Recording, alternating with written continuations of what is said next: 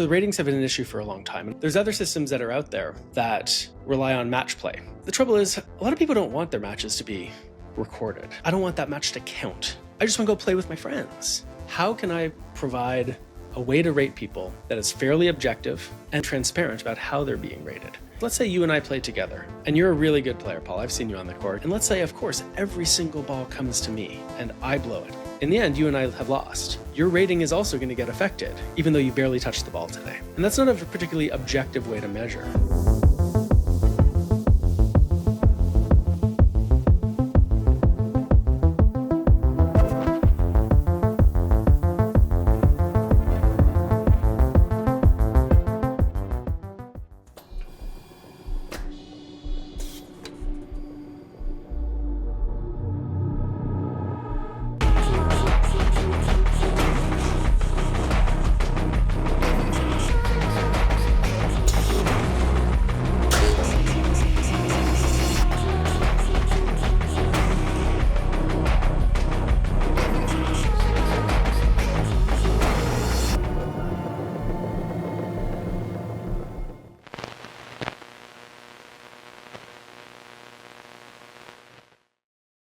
Hello, I'm Paul Olson. I'm your host of the Future of Pickleball on the Selkirk TV show. I want to welcome you today. As always, I get an opportunity to speak with some of the movers and shakers in the sport that are making pickleball what it is today. I've got a guy on the show today that you're going to have a lot of fun with. Mark Renneson, welcome to the show. Oh, Paul, I feel like this is the first time I've been called a mover and a shaker. Oh, no. But I appreciate it. Thank you. I'm happy to be here. I'll tell you, I'm going to give you the audience, I'm going to give you a little bit of an idea of what Mark's background is. I've known Mark for a long time. I've been at a distance, but we've both been involved with Selkirk in different capacities for a long time.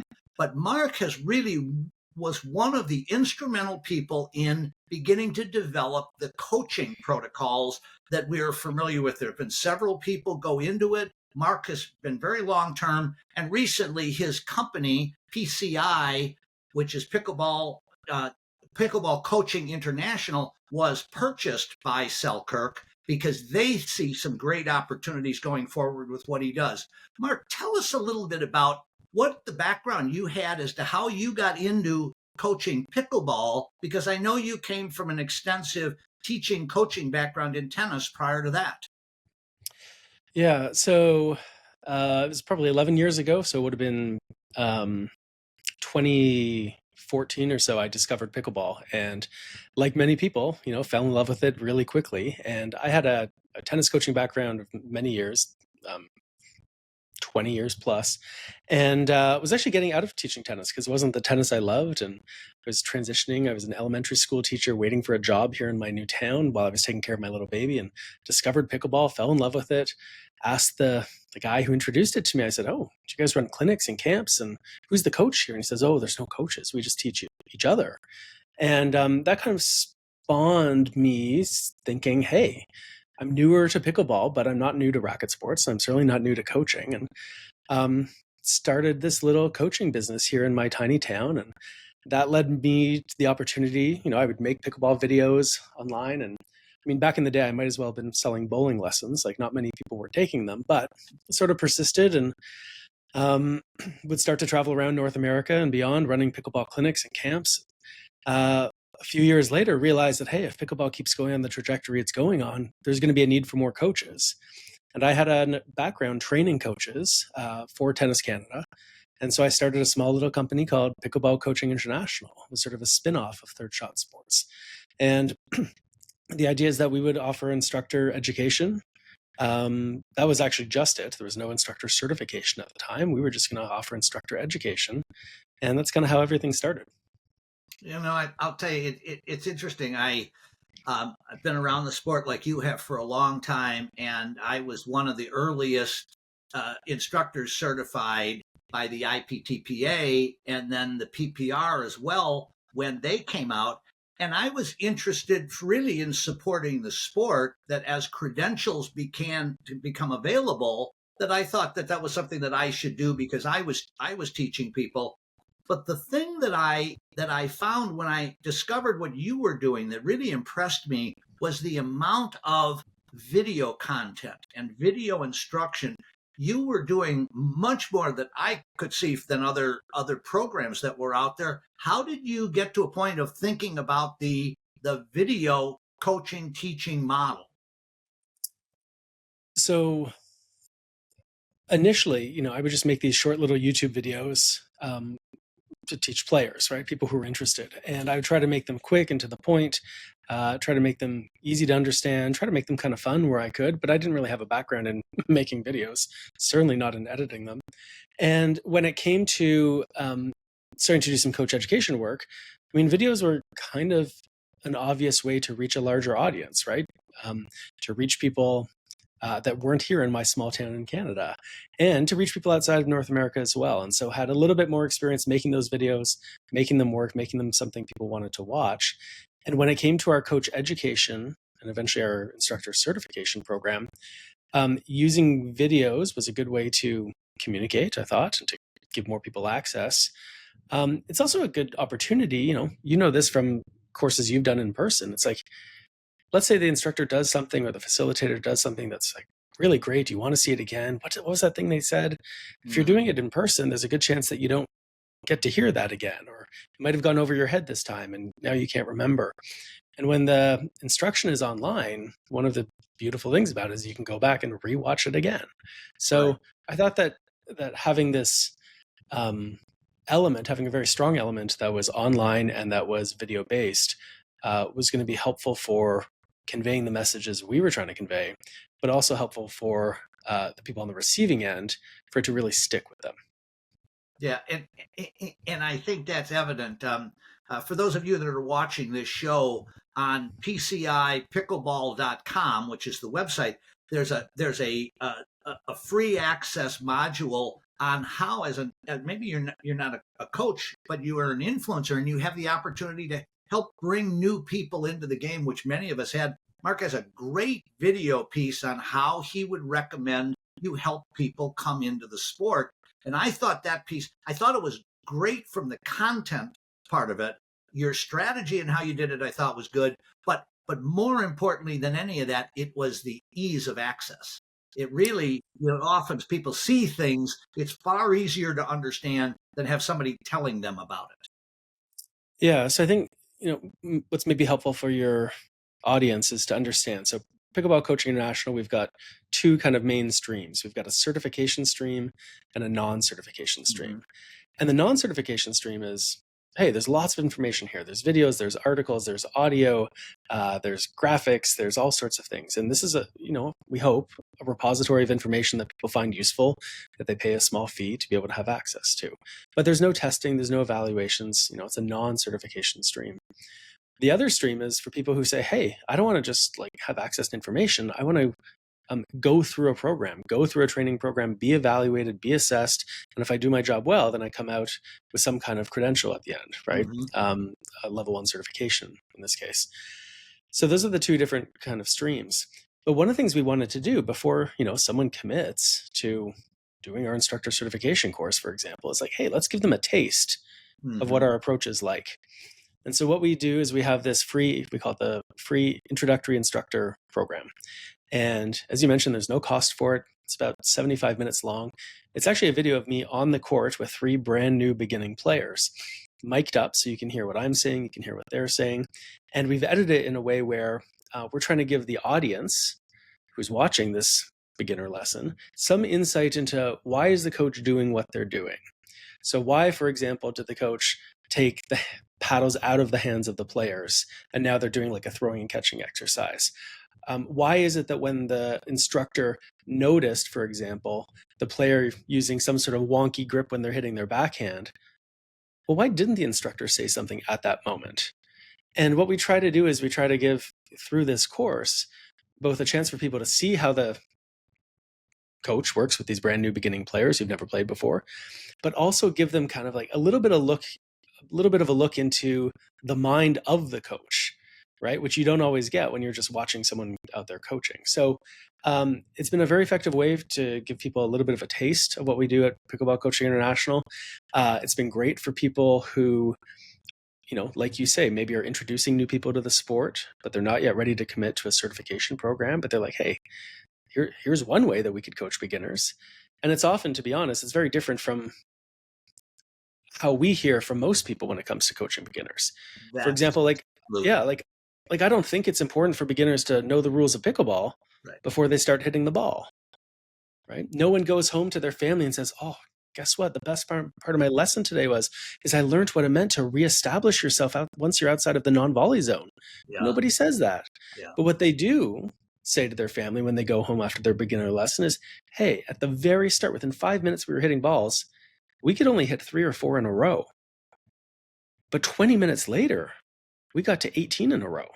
yeah. That's what they get excited about. And so I think, if we're trying to be effective coaches or effective instructors or just people who are bringing new people to pickleball, I think it's important we think about what is it that we're teaching them?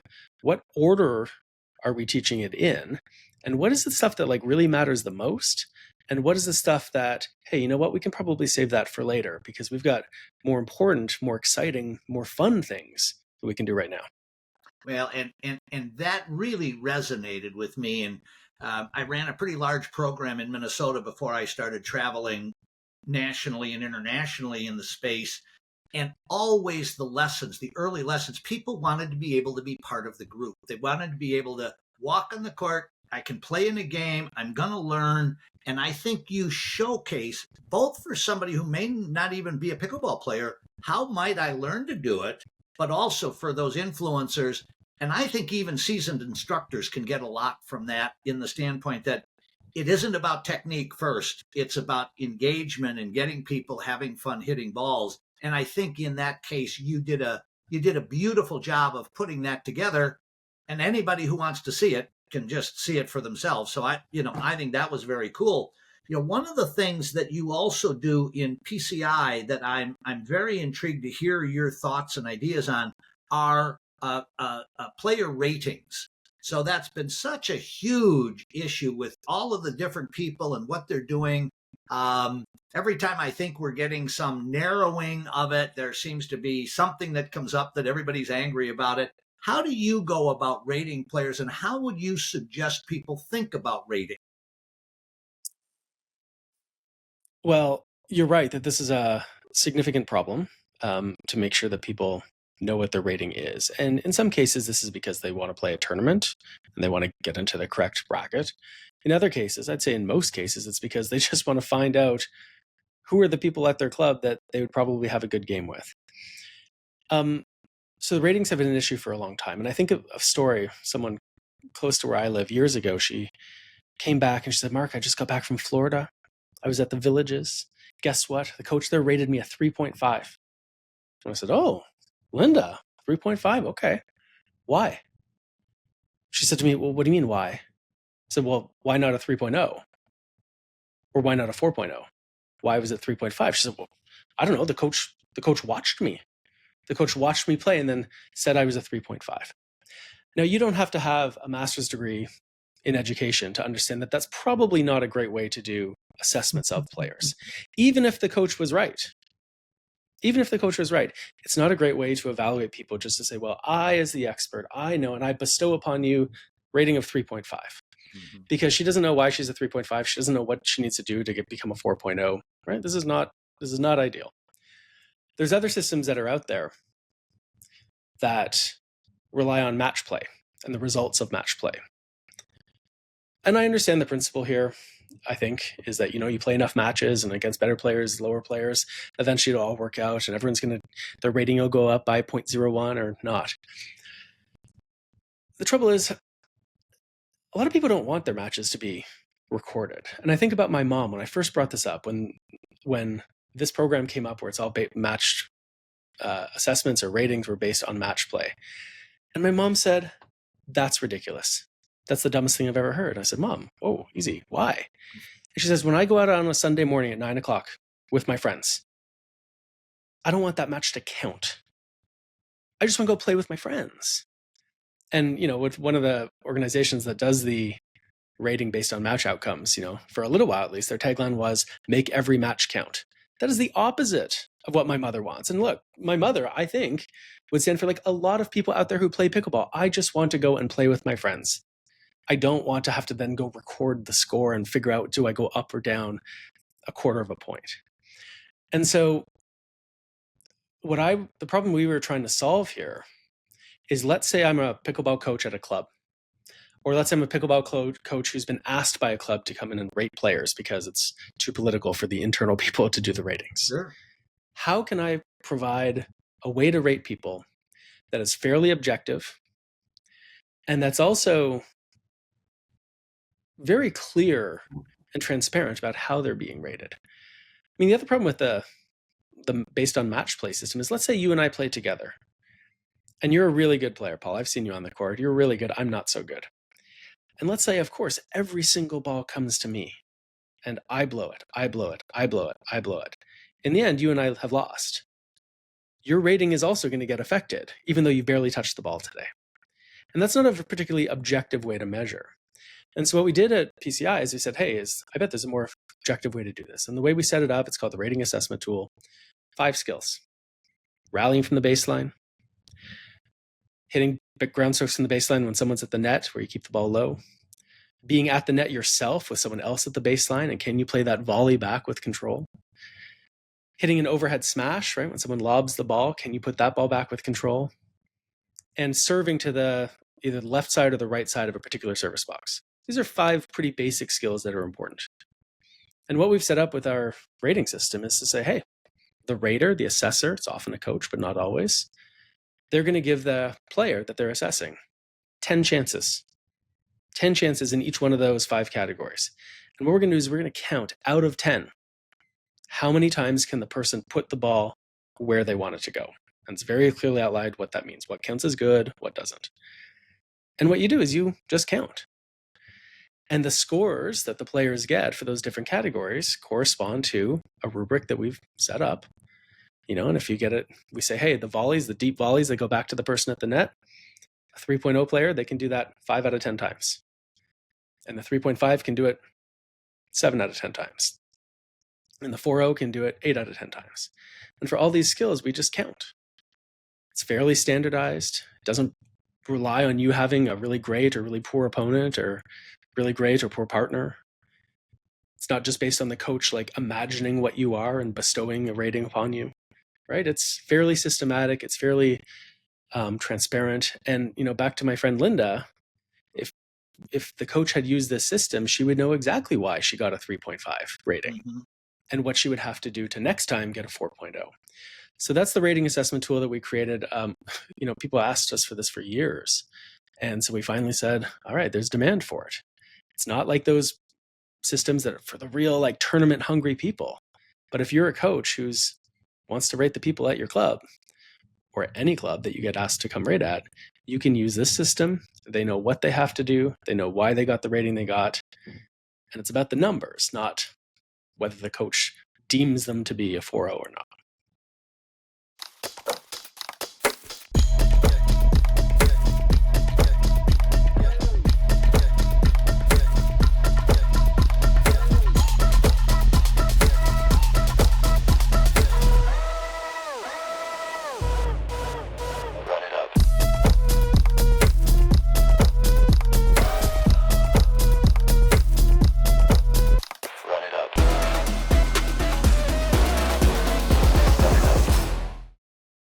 So many of the place, and with all of the traveling that I've done, and I'm often arriving someplace where I don't know anybody who's there that I'm going to play with. They don't have any idea who I am, and as an older player, sometimes I'm not taken as seriously as someone might be taken. But the idea of being able to navigate a space, and I always find myself enjoying asking people when I'm brand new someplace, oh, what is your ratings? How do you rate players here? And then I find by simply being in that conversation, people are going, oh, not every rookie player is asking that question. So I wonder if maybe this person's got a little bit of experience, and then we go from there. Well, that really leads me then. So you've been doing all of this developing now for a long time, and now you're one of the recommended teaching systems for USA Pickleball. Um, and you have a couple of other partnerships, and I believe, aren't you working with the GPF on doing programs for them going forward now on an international basis? Yeah, so Pickleball Coaching International now has been around, I'd say, since 2017 or so, 2018,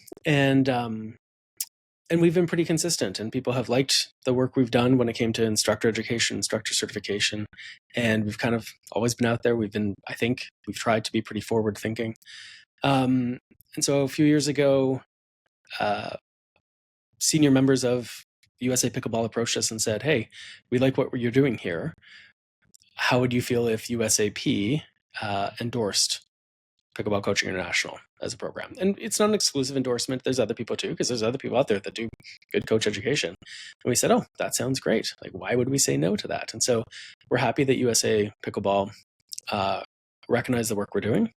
That's good for us. And then earlier this year, the Global Pickleball Federation approached us as well and said, "Hey, we've been watching you as well. We've seen what you've been doing, both in the United States and around the world. We see USA Pickleball is now endorsing you, and we're trying to promote pickleball internationally as well. And we think a lot of what you're doing at PCI lines up with some of our goals. And those goals include having, a high quality systematic coach education program. Those goals include having accessible, affordable coach education programs, because not everywhere in the world can pay the same amount of money that you may be able to in North America. And so, yeah, we talked a little bit about what this endorsement would look like, and to make sure, like anytime we have a partner, we want to make sure we're on the same page about kind of core principles. And Global Pickleball Foundation seemed like a good fit for us, and so we're really happy to be endorsed by GPF. Well, and I've done an awful lot of work now with the different international organizations, and I'm really excited to see GPF. I believe they're sort of now the global leader in taking us to global unification and ultimately having a international organization that's recognized universally around the world. I think that's going to be very positive. But the fact that you've done such a good job of creating this library and catalog of teaching training programs for people in foreign countries that can't come here for a clinic with Mark Renneson, but they can get that certification through the video program. That unification, I think, is something that's going to be very important. I had Byron Fresso, who's one of the leading instructors or referees, excuse me, on the show just 6 weeks ago, and he was talking about how important they were looking at having unification of referee training and how important that brings to making the whole sport unified. So I think it's very exciting what you're doing, and I pay a lot of attention. I've been to some of the major global events now in pickleball, and all of these countries around the world, they're all looking to how can we grow the sport, how can we mirror what's happened in America and Canada, because this is the grail. We're where it all began. So I think that kind of stuff is just terrific. When you think of and I looked at your website in preparation for this, you have coaches all over the world now in your PCI directory. How does that come about to date? How did that all happen? Yeah, it's funny. When we first decided to go this route where all the training for instructor certification would be online, and then the way the evaluations work, because we want to make sure the coaches are effective and they can run great lessons. They go on a real court with real people, they set up their camera, and there's certain evaluations that they have to complete on the court, which they then submit as videos, which they then get assessed by our assessment team. And if they meet the standards, and they earn their certification, and if not, it's sent back to them and they've got work to do. When we first started that approach of the online training and the evaluations through video, it was really to make it easier for people, mostly within the United States, to get into an instructor certification program. By doing it online, the training, people can do it when they want, where they want, at their own speed. They don't have to miss work or school. They don't have to travel to some instructor course. They don't have to stay in hotels. They don't have to miss their favorite pickleball tournament that's coming up because they've got an instructor course. We really wanted to provide convenience. And I don't want people to confuse convenience with ease, right? It's not an easy program. I'd say about a third of the people, the first time they go through our certification, don't meet the standard. They fail, frankly. They have to resubmit. So it's not easy, but it is convenient. And that was really the goal when we set it up to be primarily online. What was a nice little benefit of this was not only was it accessible and convenient for people in the United States, but people around the world now all of a sudden had access that they otherwise wouldn't. Mm-hmm. So, we just signed a deal with the Confederation of African Pickleball, right? CAP, as they're known. And that's a organization of 26 countries in Africa, right, that are bringing pickleball to people and growing it. We've got coaches from many different countries in South America, from all over Asia, from Europe, from a ton in Australia. And so for us, it wasn't really the goal to have this really global reach right off the bat, at least. It was really about how do we make it more convenient? But that's been a really nice byproduct, is that we've allow is not the right word. We've assisted people who want to get into pickleball coaching in parts of the world where there is very little. And we're, to be honest, very proud of that. And you should be. And it's interesting. I'm sort of on a personal passion project in 2025 of trying to do everything I can in my communication, in my podcast, to let the world understand all of the benefits of global recognition through a global organization such as GPF. That affects every other country in the world. It'll help the sport expand, and it helps us raise the banner higher and higher in the United States and Canada, because we will be then the equivalent of what tennis is globally, or what badminton is globally, or table tennis or soccer. We will be a global sport by global recognition. And your piece of the puzzle, I think, is an integral part, because when I've traveled internationally, I often get the question, what would you recommend that we do to help narrow the gap between where we are in our growth curve and where America is? Is there anything that you can suggest? And I love the idea of having a way to say, you want to follow the same protocols that we did in America and Canada to build players, build coaches, create programs that have contributed to the sport. So I think you're really doing, maybe more good than you realize. So thank you for that. Well, I'll take the compliment, but I'm not sure it's warranted. Look, I think that, the desire to have this unified approach, whether it comes to one single global entity or when it comes to pickleball instructor education, of course, everyone would like to be the top dog, right? But I think that it's important to recognize pickleball is still a baby of a sport.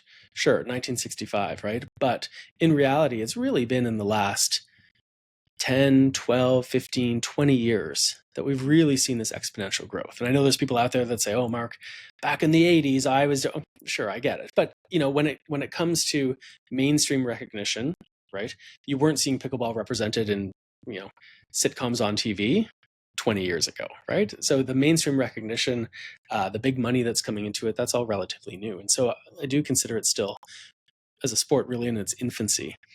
And I do think as a result, it is like a little bit of the Wild West out there. And so new things are emerging, new pros are emerging, new paddle manufacturers are emerging. I was at a conference recently with one of the CEOs of Selkirk, Tom Barnes, who leads their research and development. And Tom was adamant that it's important that we keep the barriers very, very, very low for new paddle manufacturers to come into the market. And there are some entities out there that are trying to raise barriers to make it harder for these new. And it's so counterintuitive, right? You think, well, wait a second, why would someone who runs a pickleball paddle company want more competition to come in. And it's because that competition is good for the growth of the game, because it pushes Selkirk, it pushes the other manufacturers, it keeps them on their toes.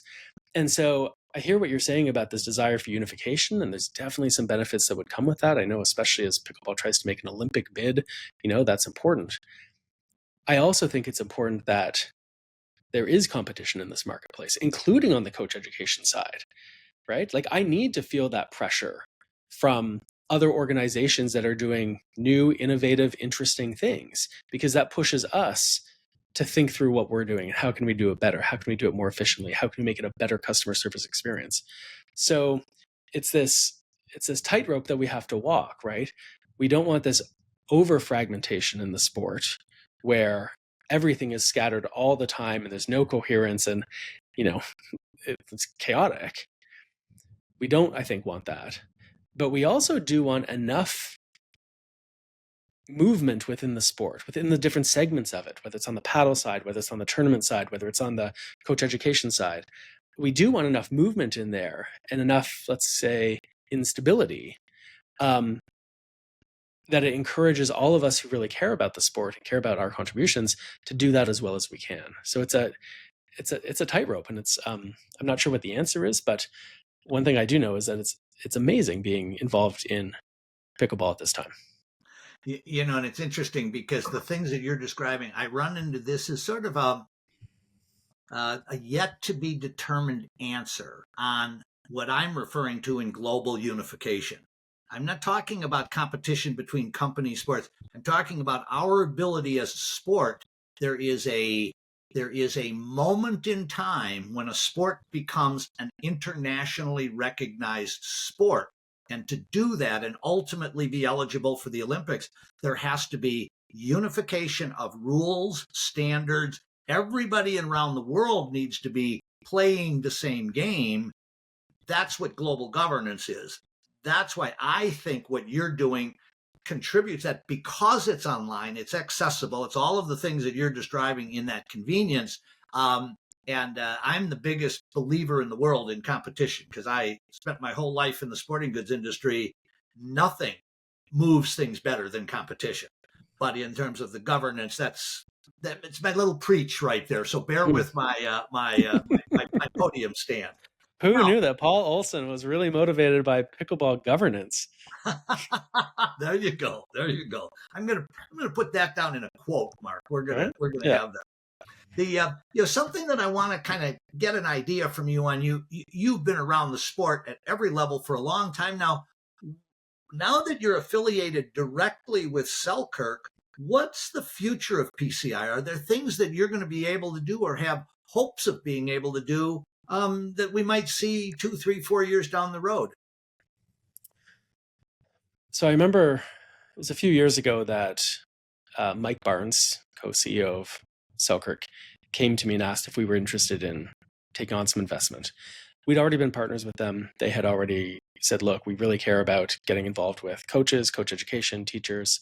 Hey, you're going to Australia next month. Can we please send $100,000 worth of equipment so that you can give it out to the coaches that you're working with that are doing your certification course? That is really like Selkirk putting their money where their mouth is. And they've been consistently good partners with me, even pre-PCI, right? Just when I was traveling, coaching, doing third shot sports stuff. They've always had a vision for what pickleball could be, and it's been like a very big vision, a vision I think a lot of people didn't see. To be honest, there were times where I couldn't see the vision that they had. But they saw something in what we were doing also about sort of forward thinking, and they thought we kind of aligned. So we were good partners. And back in summer of 2024, where Selkirk acquired PCI, but they said, and part of the deal was that I would come over and run the business. The title as president, which I guess is a downgrade because I was CEO previously, so now I'm president. So it's a demotion. But one of the things that's been really important to them and was important to me is they said, look, sure, PCI is now a Selkirk asset, but we want you to continue to run it the way you think it should be run. That's really important to us. The fact that you got it here where it is because of your vision and because of your leadership and how you're doing it. So we don't want to step on your toes. We don't want to infringe. We want you to keep going with that. But what you can do now, and what we have started to do now, is now that we have some of the juice of a company like Selkirk behind us, right?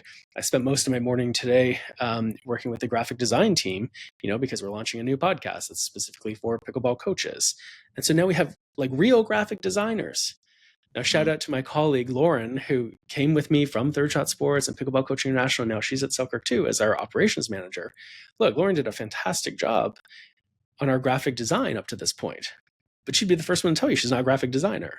Right. So now that we have graphic design teams we can work with, now that we have media teams we can work with, now that we have finance teams that can help us, now that we have like the behind the scenes IT people who are unbelievable, it's going to allow us to scale PCI in a way that we've always wanted to do, but didn't really have the technical expertise to do, right? I'm a pickleball coach. God, I'm barely a pickleball coach. I'm a teacher at heart.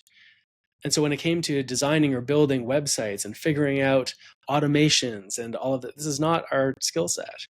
And so what I'm really thankful for now that, we're part of Team Selkirk is that we can leverage the assets they have within the company, the great minds, the great people who are really, really good at their jobs, which allow me to be really good at my job, which is on the coaching and the coach education side of things. That is very well said. I always try and make a point in these podcasts of doing a thank you to Selkirk.